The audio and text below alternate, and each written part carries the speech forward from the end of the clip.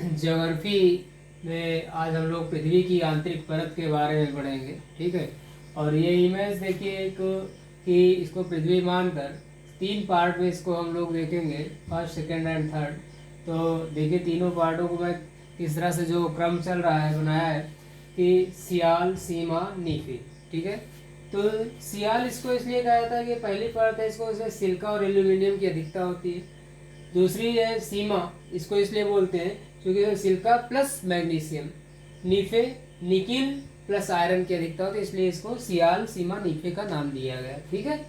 फिर बात आती है क्रस्ट, मेंटल एंड कोर। इसके बारे में हम लोग बृहद रूप से पढ़ेंगे अभी आगे, ठीक है। तो ये फिर इसको और क्या कहता है, ऊपरी परत को आप लोग भी जानते हैं स्थल मंडल। स्थल मंडल में दुर्बल मंडल, मध्य मंडल एंड केंद्र मंडल, ठीक है। तो स्थल मंडल को लिथोस्फीयर और दुर्बल मंडल को एस्थेनोस्फीयर, मेसोस्फीयर बोलते हैं मध्य मंडल को, केंद्र मंडल को बैरिस्फीयर बोलते हैं, ठीक है। स्थल मंडल जो है वो लिखा है मैंने क्रस्ट प्लस ऊपरी मंडल के ऊपरी परत को क्या बोलते हैं, स्थल मंडल। ये देखिए क्रस्ट है, ये मेंटल है, ये क्रस्ट है, ठीक है, और ये मेंटल है। तो क्रस्ट प्लस मेंटल की जो ये ऊपरी परत, इसकी बात की जा रहा है, इसके ऊपरी परत को हम लोग क्या कहते हैं, स्थल मंडल बोलते हैं।